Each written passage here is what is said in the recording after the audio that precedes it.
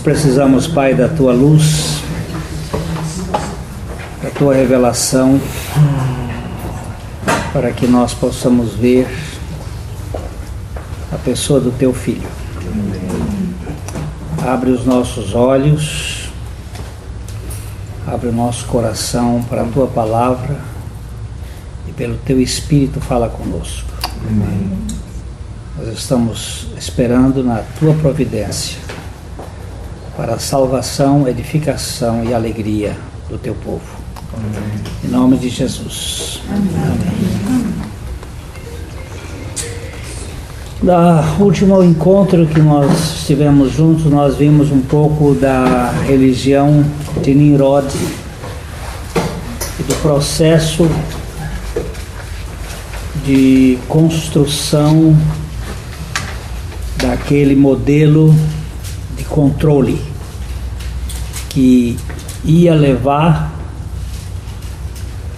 de modo lento e sutil até a fortaleza de Anu, ou o mundo das sombras e das trevas. A rebelião dos reis da terra, a conspiração que existe dos reinos deste mundo, podem ser vistas no Salmo 2, que o Salmo 2 mostra que há uma conspiração contra o ungido do Senhor. Porque se enfurecem os gentios e os povos imaginam coisas vãs, os reis da terra se levantam e os príncipes conspiram contra o Senhor e contra o seu ungido, dizendo: o Goim, que são essa gente da terra, eles têm um reino.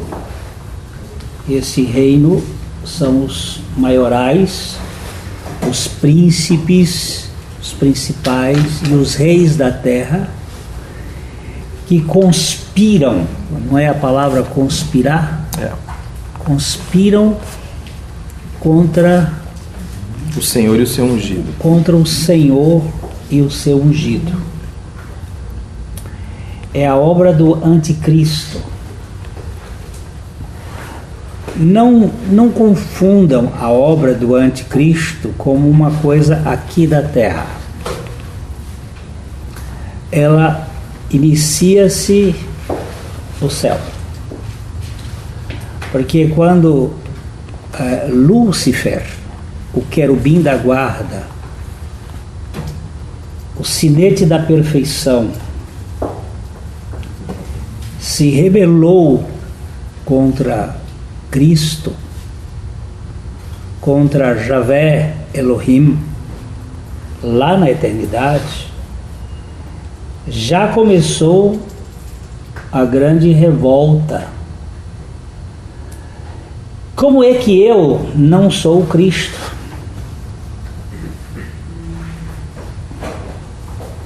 Então, a gente tem uma ideia de que o anticristo é uma realidade física, uma realidade do nosso mundo tridimensional. Não, histórico.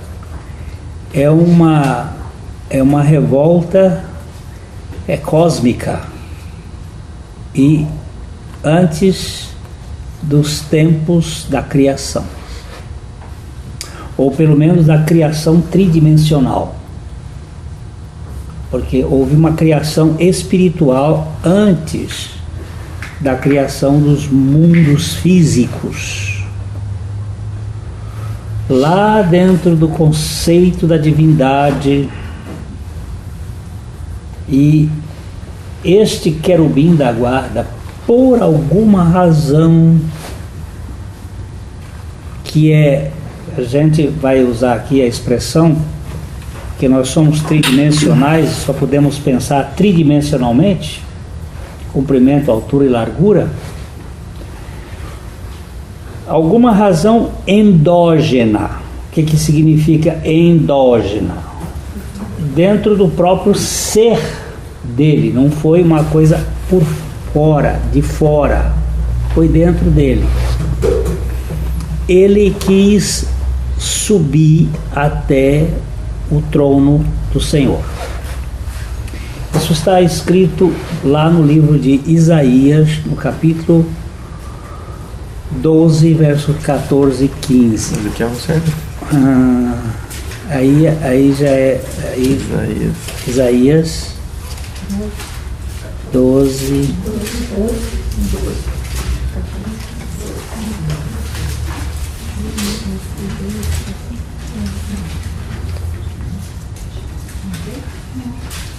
Isaías 14 e 12, desculpa, 14 e 12, Isaías 14 e 12. Como caíste do céu, ó estrela da manhã, filho da alva, como fostes lançado por terra, tu que debilitavas as nações. Tu dizias no teu coração, eu subirei ao céu, acima das estrelas de Deus, exaltarei o meu trono, e no monte da congregação me assentarei nas extremidades do norte. Subirei acima das mais altas nuvens e serei semelhante ao Altíssimo. Essa é a conspiração anticristo, que começa nos princípios do princípio. E ela vem se estabelecer na terra pós-pecado de Adão, num projeto dos reis deste mundo contra o Cristo. E tudo faz crer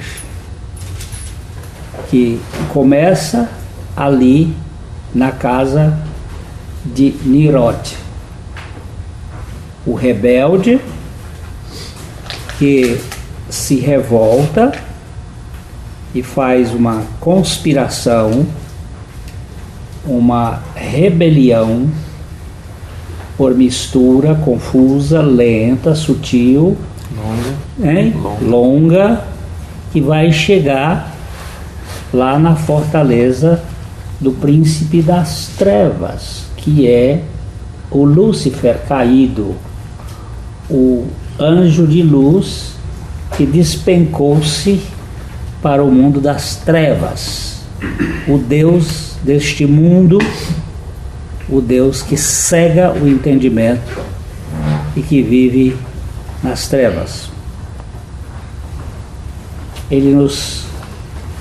Cristo veio para nos erradicar do império das trevas e nos transplantar para o reino do Filho do seu amor. E aí nós temos, né, essa conspiração, que ela é muito bem construída. Começa nesta revolta nas planícies de Siná, ou na Babilônia, ou Mesopotâmia, ou Caldeia. Todos estes nomes estão apontando para a mesma localidade de onde procedem os caminhos que levam esta conspiração. Capítulo 11 de Gênesis é, portanto, o capítulo que finaliza o que nós vamos chamar de prólogo da Bíblia no drama da redenção. A Bíblia está dividida, segundo Scroggie, um estudioso, é como se ela fosse um drama. ele usa aqui o drama grego, o drama de um palco, de um teatro, que tem uma parte que é o prólogo, depois tem o primeiro ato, aí você tem o intervalo, depois você tem o segundo ato e finalmente o epílogo. E Scroggie teve a graça de Deus de fazer essa divisão assim que a gente enxerga. O prólogo vai de Gênesis 1:1 a Gênesis 11:9, que é o trecho que a gente vai estudar hoje, começar a estudar hoje, o 11:1 a 9. Esse é o prólogo, onde estão vários momentos em que o Senhor está mostrando o que iria acontecer. De Gênesis 11:10 até Malaquias 4:6, nós temos o primeiro ato. E o primeiro ato, ele se divide em cenas. Primeira cena, segunda cena, terceira cena, quarta cena. Estas cenas, elas são contadas desde Abraão, o Egito, o tempo do povo na teocracia, depois na monarquia, na Babilônia, e quando volta para a Babilônia, o final da última cena, nós temos o intervalo. O intervalo vai de Malaquias 4:6 até Mateus 1:1. É um período em que não há Deus falando. Deus não fala, ele age. E ele trabalha nos bastidores, usando o povo judeu, os gregos, os persas, os romanos, preparando o advento daquele que é a causa da revelação bíblica e também a causa da conspiração, que é Jesus. Então, ele procura, nesse período, Deus prepara todo o cenário, as estradas, a língua, as revelações que vão importando para a condição da vinda do Messias. De Mateus 1:1 a Judas 25, nós temos o segundo ato com suas cenas. Primeira cena, segunda cena, terceira cena. Então tem as cenas do Evangelho, as cenas da igreja, as cenas ligadas às cartas. As cartas. A obra missionária espalhada. E finalmente nós temos o epílogo, que é o livro de Apocalipse. Apocalipse não centraliza tudo o que aconteceu, estava acontecendo e queria acontecer. É um livro que fecha todo o drama da redenção, desde a eternidade passada até a eternidade futura, Deus trabalhando para resgatar os seus, para buscar as suas ovelhas. Então, esse aqui é o final do prólogo, os versículos 1 a 9. Nós vamos ler esses versículos para a gente ter uma noção, porque ele aqui contém muito material. Isto aqui é uma riqueza do que é a religião e do que é o Evangelho.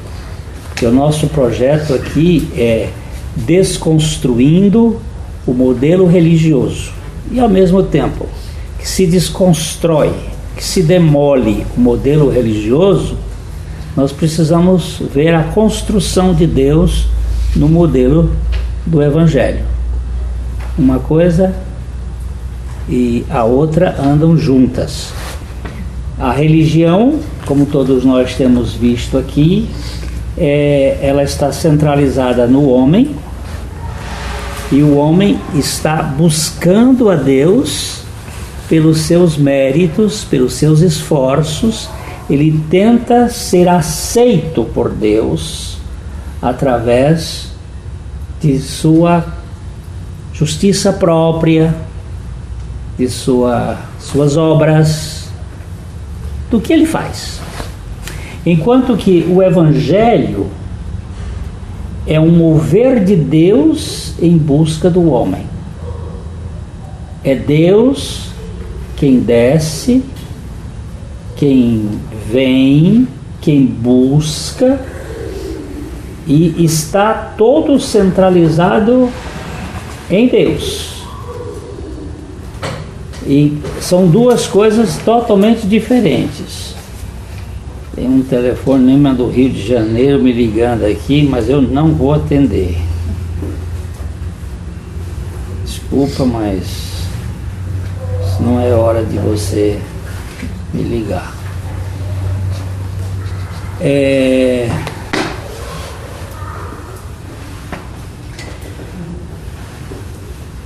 São duas coisas diferentes.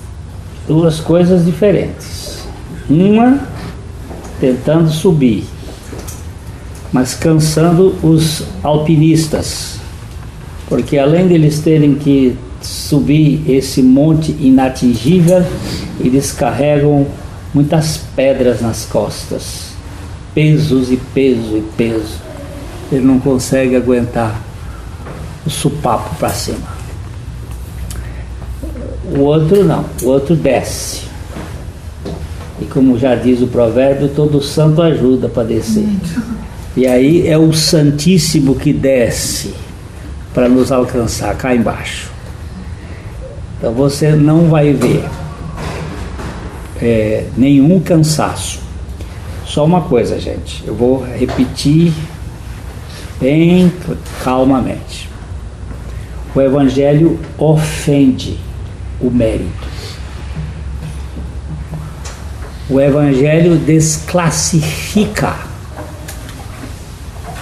o esforço e a capacidade humana. Por isso mesmo ele não é muito bem-vindo para o sujeito que gosta de receber honra, quer ser ilustre. Ele não gosta do Evangelho. Ele prefere um manto suado, que cheire CC, que tenha calos nas mãos. Honra ao mérito. Joelhos ralados. Eu consegui.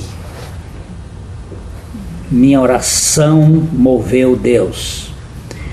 Eu não entendo que é Deus que move a minha oração.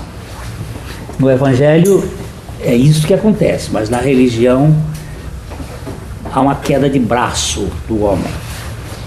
E é muito pesado.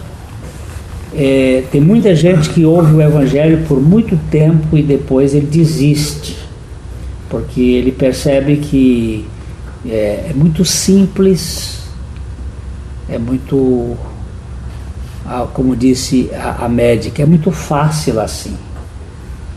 Eu tenho que receber tudo. É fácil, mas é difícil, porque nós não queremos abrir mão de receber a comida na boquinha. Isso dá uma ideia de invalidez. Mas nós vamos ter que caminhar muito, porque a desconstrução disso é terrível. E aí nós vamos ter que dar uma lidinha, né, no capítulo aqui, nos versículos de 1 a 9. Essa criatura está... Pode ler? Ora, em toda a terra havia apenas uma linguagem e uma só maneira de falar.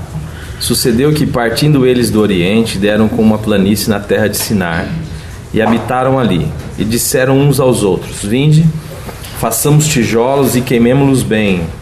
Os tijolos serviram-lhes de pedra, e o betume de argamassa.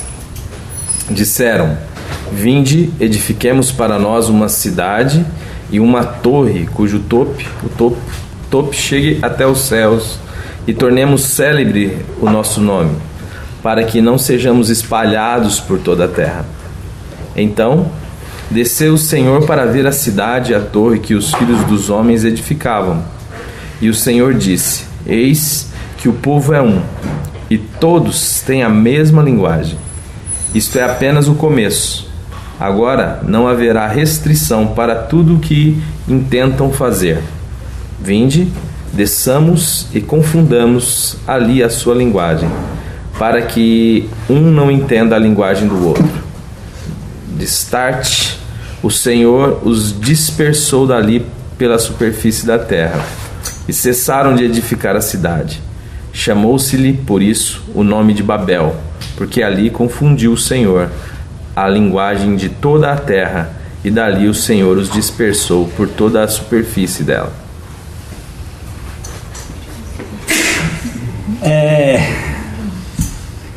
A primeira coisa que o texto diz aqui é que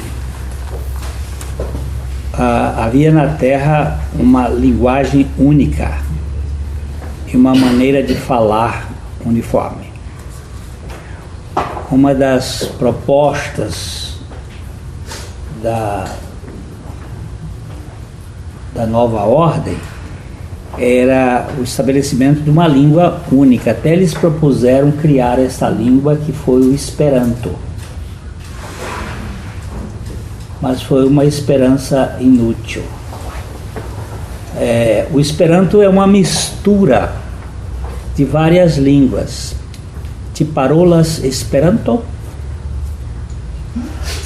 Ti parolas Esperanto? Tu falas Esperanto? Não. Esta é uma língua que foi misturada com espanhol, tem latim, tem italiano, tem inglês, tem português, tem declinações. Eles trabalharam muito nessa ideia, aí viu que língua é um negócio terrível e tem um castigo no meio aí que não tem capeta que dê conta de unificar isto. Isto aqui foi Deus que colocou por misericórdia, para que o homem não chegasse a esta presunção absoluta do homem coletivo se tornar tão poderoso. Havia uma só linguagem, uma só maneira de falar. Deus tinha dado uma língua para os homens falarem. Ele falou com Adão: nós não podemos pensar sem palavras. Parece que para pensar a gente tem que ter alguma coisa concreta para imaginar. E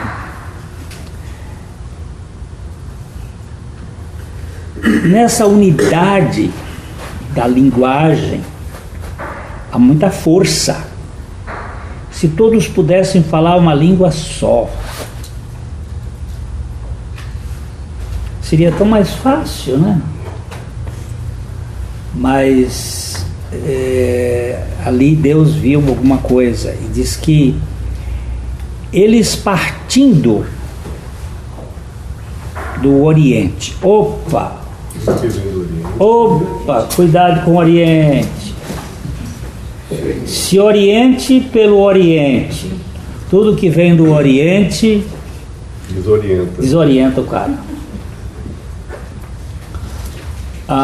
Quando os nossos pais pecaram, a Bíblia diz que Deus colocou querubins ao oriente do Éden. O que será isso? Onde é que está esse texto? Procure para mim. É capítulo 3 de Gênesis, versículo 23.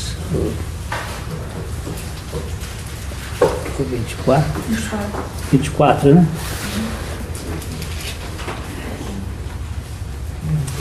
23 e 24, tá? O Senhor Deus, por isso, o lançou fora do jardim do Éden, a fim de lavrar a terra de que fora tomada.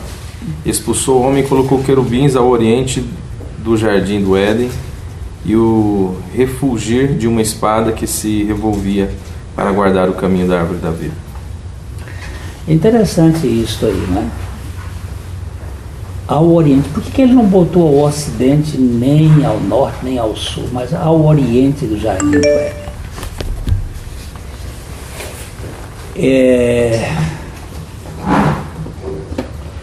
Toda esta cosmovisão teve como um dos principais fatores o Sol, o Deus do Oriente. Porque o Sol é luz, mas ele é luz criada. E todo esse sistema de trevas, quando o Sol se põe, gera noite. E aí, no caminho das trevas, eles ficam trabalhando com sombra e luz. Yin e Yang. É um sistema do Oriente. E quando o nosso Caim saiu da presença de Deus, também ele deu uma olhadinha nesse assunto aí, capítulo 4, acho que é versículo, que ele fugiu da presença de Deus, 9, 10, 11... 16? Retirou-se Caim da presença de Deus e habitou na terra do Nod, ao oriente do Éden. Ao oriente do Éden. Escapa para cá, para o oriente. Eu escrevi há muito tempo atrás um estudiozinho sobre o Natal, que era Desoriente o Seu Natal. Porque toda esta construção do Natal vem do Oriente. E aí tem um outro texto, eu acho que é 13:11, de Gênesis 13:11, quando a Ló se separa de... Então Ló escolheu para si toda a campina do Jordão e partiu para o Oriente. Separaram-se um do outro. E depois você vai encontrar muita coisa do Oriente. Olha, tudo que vem do Oriente, eu tenho cuidado. E principalmente o hinduísmo. Sodoma e Gomorra era do Oriente. A mentalidade é do Oriente. O hinduísmo é um sistema de agregação de tudo. É o que deu a motivação ao pensamento da nova ordem, é o hinduísmo. Com a sua o seu panteão, seu sincretismo, sua religiosidade cheia de confusão por mistura. Confusão por mistura, né? Então, que eles, partindo do Oriente, deram com uma planície na terra de Sinar. Esse é um bom sinal para a gente observar aqui. E foi numa planície. Ora, se o problema fosse para para contradizer o dilúvio, eu ia construir a torre em cima de um monte. Já que a arca parou em cima do monte Ararat. Se eu fosse hoje, o problema é com um próximo dilúvio. Então, eu vou fazer uma torre em cima do lugar mais alto. Mas eles não. Eles construíram uma torre não no monte, mas na planície. Então aqui tem um detalhe para nós observar. O que será que eles estavam querendo? Por que eles estavam querendo construir a torre para o tope chegar no céu? E eles poderem controlar a coisa. É porque eles não queriam se espalhar. E havia uma ordem divina. Desde Gênesis 1:28, vamos lá para Gênesis 1:28.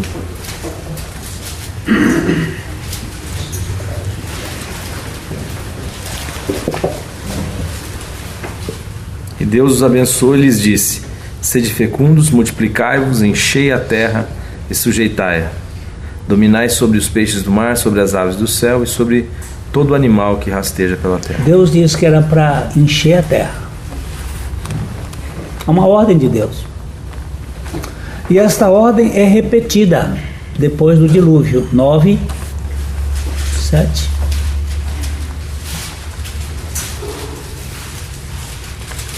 É 9 e 7? Mas sede fecundos e multiplicai-vos, povoai a terra, multiplicai-vos nela. A ordem de novo repetida. É para vocês se espalharem. Então, essa torre aqui tem outro problema. Nós não queremos obedecer a Deus. E nós queremos ser tão grandes quanto Ele. E nós vamos construir uma torre que chegue no céu. De onde vem isso? Lá da inspiração de Lúcifer. E subirei acima das estrelas e serei semelhante ao Altíssimo. Eu vou construir um reino, uma pirâmide, cujo topo chegue no céu. Stack.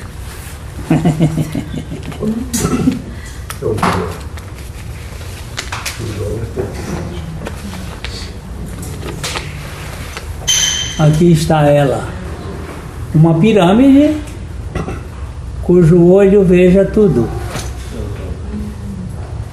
Segura aí, né? Segura aí pra mim, dá um foco.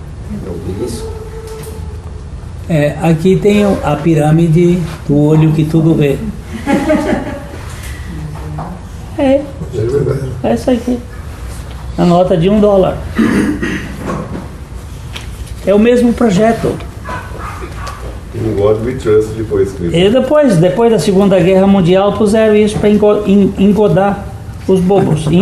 Engodo os que in God we trust.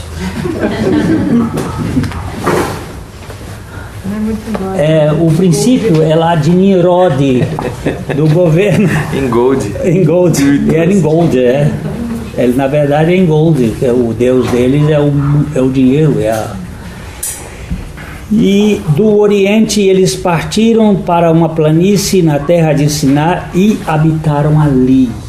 Nós queremos ter nós não queremos nos espalhar. Nós queremos ter o nosso reino aqui. Nós queremos... É uma desobediência frontal contra Deus. A religião quer controlar Deus. Quer impor a Deus os seus métodos. Se esforça para chegar a Deus é um lado da religião e outro lado querendo estar no lugar de Deus. Mas ela quer construir sua torre para chegar no céu, para ele poder dizer assim: cara, quem pensa você que você é? Quando eu vejo uma pessoa dizer assim, eu orei e Deus fez. Eu determinei, ou a minha oração fez Deus fazer. Tenho orado muito, eu já fico cá comigo pensando, essa turma não perdeu o hábito. Coloquei Deus na parede, né? Coloquei Deus na parede. Ele tem que fazer o que eu quero. Checkmate. Checkmate em Deus. Isto é tão sutil. É tão sutil. O Alexandre, na vez passada, falou uma coisa que me impressionou muito, quando ele disse, Satanás é tão sutil, tão sutil. Ele se aproxima de você com tanta astúcia que você acaba dizendo, eu penso. Chamando Satanás de eu. Chamando Satanás de eu. Ele entrou no seu pensamento de tal maneira que você, ao invés de dizer esse negócio de ódio é coisa do demônio, você diz assim, eu odeio. Quando você diz eu odeio, você é filho do Satanás, ou seja, você está incorporado pelo Satanás. Porque a Bíblia diz que Caim odiava o seu irmão porque ele era do maligno. Se eu sou de Cristo, eu não posso dizer eu odeio nunca. Eu digo eu amo, porque Deus é amor. E meu eu tem que ser absorvido na cruz para que a vida de Cristo se manifeste em mim. Mas a sutileza é tão... Você chamar Satanás de eu é quando você diz eu odeio, por exemplo. O inimigo de Jesus que vinha com uma traição num beijo, Jesus disse, amigo, a que vieste? Isso é demais para minha cabecinha. Mas esta rebelião aqui, partindo do Oriente e na terra de Siná, eles queriam habitar ali. E aí no verso 3 eles disseram uns aos outros: Vinde, façamos tijolos e queimemo-los bem. Os tijolos serviram-lhes de pedra e o betume de argamassa. Numa terra onde não havia pedra, porque era uma planície. Nós não temos pedra aqui para construir, mas nós vamos construir as nossas pedras. Flávio Joséfos diz que eles, não sei onde foi que ele encontrou, mas ele diz que eles gravaram os nomes deles nas tábuas de pedra, nos tijolos queimados, porque eles queriam que o nome deles ficasse célebre.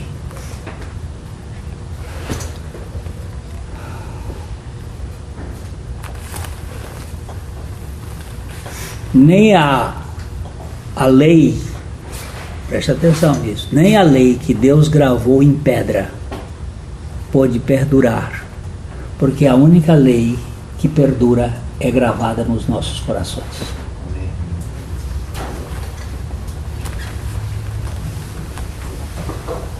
É a lei da liberdade em Cristo Jesus que tem que habitar em nós.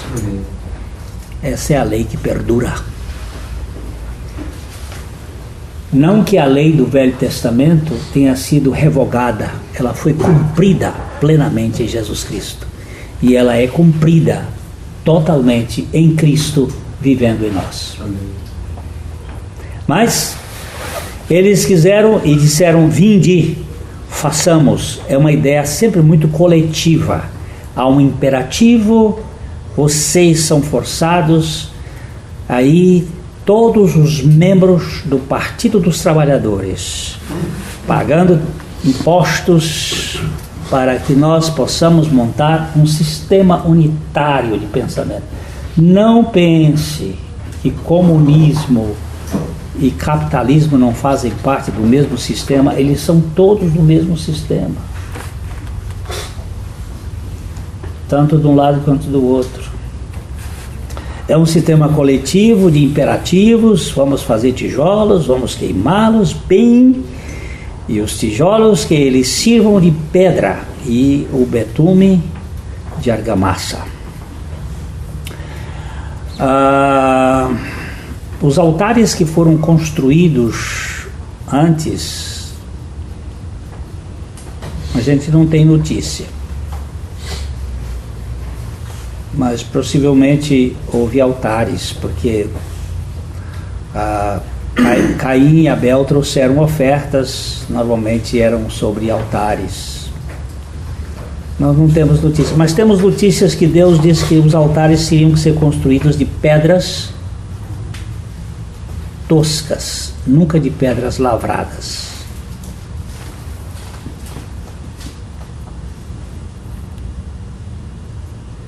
O templo, por exemplo, não é daquele templo que Deus estabelece de altar construído de pedra tosca. Pedra bruta. É pedra bruta, era a forma como a pedra trabalhada já começa a ter característica de esforço. E aqui eles fizeram, e isso sirva de pedra, porque eles queriam pedra, mas... E o betume, porque não tinha cal. Nós vamos usar o betume, que era o resultado do dilúvio que aconteceu. Isto aqui já tem mais de 100 anos que o dilúvio acabou. E eles estão agora construindo as argamassas e vamos e edifiquemos para nós uma cidade, e edifiquemos para nós uma cidade e uma torre cujo topo chegue até os céus, e tornemos célebres o nosso nome, para que não sejamos espalhados por toda a terra. Deus diz, é para ser espalhado. É para espalhar, não queremos ser espalhados. Nós queremos formar o nosso sindicato aqui, usufruir dos nossos direitos aqui, nessa planície que é boa. Aqui tem 2 rios muito bons, nós vamos ter uma agricultura boa aqui, nós vamos ficar aqui no nosso mundinho, nós queremos o nosso mundo do nosso jeito. É a mesma coisinha que vai acontecer com o Ló, lá no Oriente. Ele vê a coisa fácil, ele quer levar vantagem.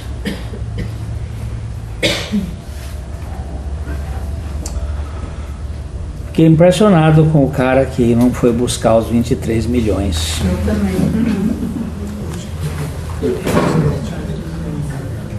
Ou é um sujeito muito distraído, Ou perdeu o bilhete. ou perdeu o bilhete ou morreu. Que cidade foi? Foi em Ponta Grossa. Nossa, bagulho. Ponta Grossa.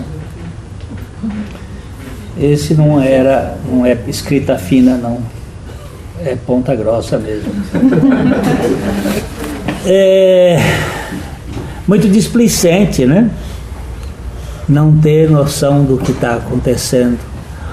Ou que tesouro é este que você está se perdendo? É obedecer a Deus de coração.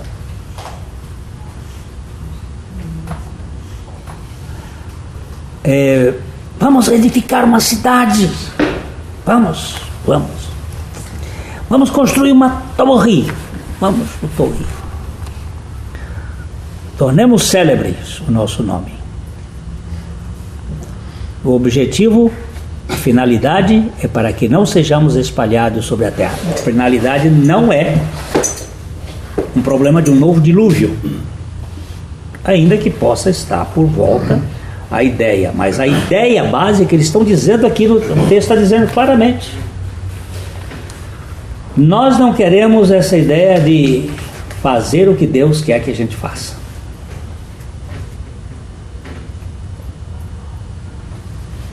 Por isso, queridos, que o Evangelho não propõe que nós sejamos obedientes à lei. Ele propõe que Cristo venha viver em nós a lei. Porque caso contrário, nós não podemos viver a lei. Nós vamos ficar nos debatendo. E se a gente pratica um dos mandamentos, vai ficar orgulhoso. Ou vai dizer como aquele amigo do meu filho, que chegou para o rabino dele lá em Nova York e disse: Rabino, eu agora já cumpro 9 mandamentos dos 10. E o rabino disse: puxa, e qual é o que você não cumpre? Ele disse: na hora eu escolho.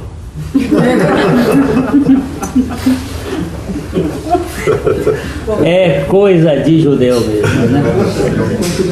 Na hora eu escolho qual é o que eu não vou cumprir.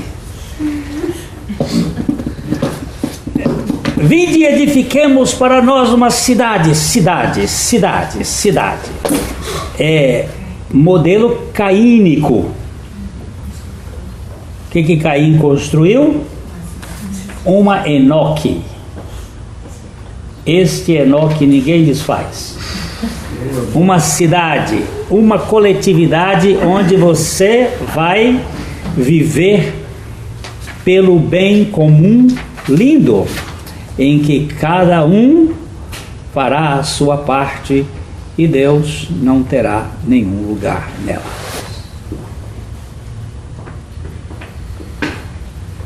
Nós dispensamos Deus na coletividade. Até o risco da igreja cair nessa atitude, porque caiu em Laodiceia. Laodiceia é uma igreja em que Jesus está do lado de fora, porque ela diz: de nada tenho falta, sou rica e abastada, não preciso de nada.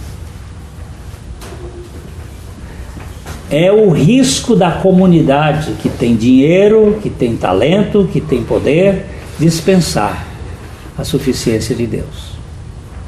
Tem Bolsa Família. Tem Bolsa Família. É no sistema do mundo, tem Bolsa Família, tem qualquer coisa aqui. A cidade é a ideia de que o homem na coletividade se torna a solução dos problemas.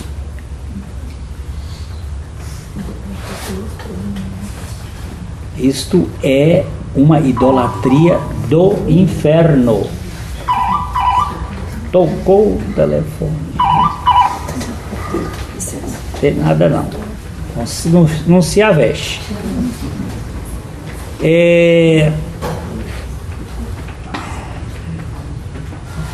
Construção de cidade, construção de torre.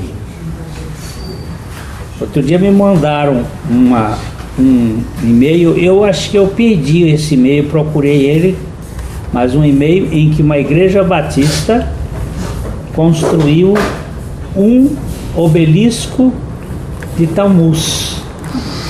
Em São Paulo. É São Paulo? São Paulo. Teve em São Paulo. E agora também tem não sei se é no Oriente Médio, eles querem construir uma torre, um prédio de 1.500 metros. Uma torre. 1,5 km. No Oriente Médio, é ali perto. É bem no sopro do vento da grandeza. 1,5 km. Bom, aquela cidadezinha que foi construída ali nas margens do mar, daquela região de Acaba, como é que chama ali aquela cidadezinha? Dubai. Aquela cidadezinha. Dubai. Ela é um modelo babilônico. Lá em Dubai tem um de 830 metros. Ela é essa ideia de celebridade, de celebração da grandeza, da competência. Não pense vocês que isso aqui acabou logo, não. Logo em seguida você vai ver isto sendo construído no Egito, as torres do Egito, você vai ver isso sendo construído no México, você vai ver isso sendo construído, seria hoje, no Peru, na China. Essas coisas continuam, viu, meu filho? Você fala que eu já falei muito hoje. Só temos 10 minutos para você falar.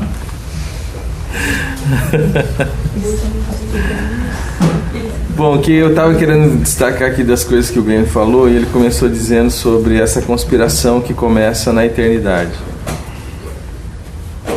E nós demos a oportunidade de existir em nós aquilo que não podia existir em Deus. Não existe como Satanás se rebelar contra Deus. Ninguém pode se opor a Deus. Se opor a Deus é escolher não existir. A grande sacada, na minha opinião, do diabo foi propor esta rebelião para nós, para a raça humana. E a raça humana entrou nessa rebelião. A rebelião de ser Deus. A mesma proposta luciferiana, mesmo aquilo que foi algo endógeno, no caso de Lúcifer, foi exógeno no nosso caso. Foi proposto e nós aceitamos. Duvidamos do caráter de Deus, dissemos, Deus é um canalha. E o que Ele tem para nós é ocultar a possibilidade de ser como Ele. E nós nos rebelamos, entramos nessa rebelião e demos então a oportunidade de existir em nós aquilo que não podia existir em Deus.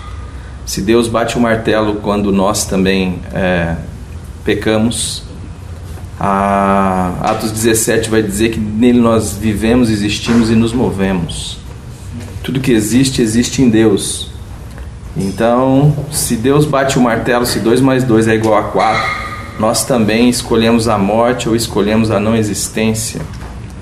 A questão é que Deus nos ama. E porque Ele nos ama, Ele tem um problema muito grande. Porque para nos manter existindo, Deus teve que manter o mal existindo. E a proposta da religião continua vigorando, porque nós achamos que Deus continua errado a nosso respeito. A fala que Ele deu em Gênesis 9, em Gênesis 6, e que depois se concretiza em Gênesis 9, e que é uma figura do que Deus ia fazer conosco em Cristo Jesus, que realmente não alimenta nenhuma esperança acerca do ser humano. Antes, o máximo que nós podemos construir de ser humano é aquilo que pesa ao coração de Deus e que traz pesar ao coração de Deus, e que Deus não tem outra saída a não ser por um fim, e este fim se dá na cruz do Calvário, é reeditado enquanto rebelião no processo religioso. Então a ideia de chegar ao céu, eu faço uma torre de modo que eu alcance o céu, eu ando numa direção celestial, mas como que eu chego lá? Eu chego a partir do meu desempenho, a partir do meu esforço, das minhas habilidades, das minhas possibilidades. Tudo isso que Deus diz que precisa acabar, não precisa acabar. Na realidade, eu vou criar um sistema, uma estrutura. Nós já falamos aqui, as cidades é uma bandeira levantada contra Deus, é a ideia de se proteger de Deus, de viver a nossa vida como se Deus fosse desnecessário. É a ideia do Imagine, do John Lennon, é onde nós podemos ser capazes. O Horton diz no seu livro Cristianismo Sem Cristo, ele cria uma questão hipotética: se na Filadélfia pudesse acontecer o fato de que Satanás se tornasse governador da Filadélfia, e ele começa a dizer como seria a Filadélfia se Satanás se tornasse governador da Filadélfia. Aí ele começa a dizer, fechariam-se os prostíbulos, acabaria a violência, as ruas estariam cheias de pessoas educadas, crianças que diriam sim senhor, não senhora, e as igrejas estariam cheias todos os domingos, onde Cristo não seria mais pregado. Satanás não tem nenhum problema com a religião. Na realidade é uma ferramenta. Satanás não tem nenhum problema com a moral. Na realidade ele usa a moral, desde que isso crie na minha e na sua mente a ilusão de que nós não somos pecadores, ou pelo menos não tão pecadores assim, de que existe uma esperança para nós mesmos.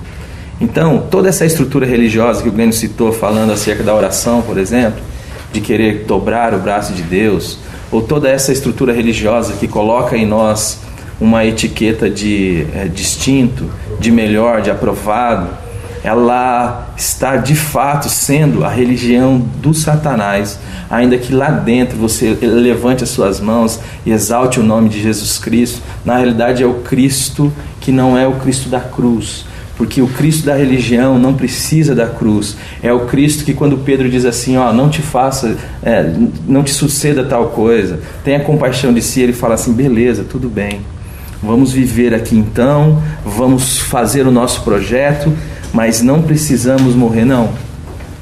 O Evangelho põe um fim no ser humano, não há nenhuma condição para mim e para você, de fato. Nada há que possamos entregar nas mãos de Deus, nada há que possamos fazer que faça com que nós alcancemos o céu. Aliás, o céu é Deus, o céu não é um lugar. O céu é quando eu dou razão a Deus, eu entendo que eu estou rebelde contra Deus. Muita gente está rebelde contra Deus gritando aleluia. Muita gente está se rebelando contra Deus nas suas orações. Muita gente está se rebelando contra Deus fazendo jejuns prolongados. Muita gente está se rebelando contra Deus lendo as Escrituras. Porque isso só é mais um meio de dizer assim, não há uma solução para o homem no homem. Nós vamos subir sim, quer Deus queira, quer não, e para isso não é necessário perder a minha vida. Pois bem, Jesus disse que quem ama a sua vida irá perdê-la, mas quem perde a sua vida por amor de mim encontrará a vida eterna, ou achará para a eternidade. O que está acontecendo aqui é a mesma proposta que aconteceu também lá no Gênesis capítulo 4 e que agora é reeditada aqui no Gênesis capítulo 11. A religião, não se engane, a religião é rebelião contra Deus. O Evangelho propõe o fim do homem. Não há nada que eu possa fazer. A minha obediência só tem uma razão: Deus, mais nada. A única razão pela qual eu quero obedecer a Deus é porque Deus me amou. Deus é amor, é por Ele mesmo. Se tiver uma outra razão para você obedecer a Deus, esta razão não é legítima. Se for a sua vontade, se for o seu medo de Deus, se for a sua tentativa de manipular Deus, tudo isso é rebelião. O Evangelho não negocia conosco. Ou nós perdemos a nossa vida na cruz e vivemos pela fé do Filho de Deus, que nos amou e a si mesmo se entregou por nós, ou então tentaremos apresentar a Deus as nossas obras, as nossas torres, as nossas orações. Se a minha oração não for o coração de um filho que ama o seu pai e que depende do seu pai e que está dizendo, pai, eu dependo de ti para tudo, a minha oração é vazia, fora de sentido, a minha oração é rebelião. Se eu não entender isso, meus amados, então eu posso viver o processo religioso e achar que isso é Evangelho. Que coisa, né? Deus está dizendo, estendi as mãos todo dia a um povo rebelde que anda por seu caminho, que não é bom, seguindo os seus próprios pensamentos, não os meus. Aquele povo lá estava construindo uma torre contra Deus, é anticristo. Então que o Senhor nos dê graça de sermos desconstruídos de qualquer modelo que nos põe em autonomia e nós vivermos na dependência do alto. Amém. Amém.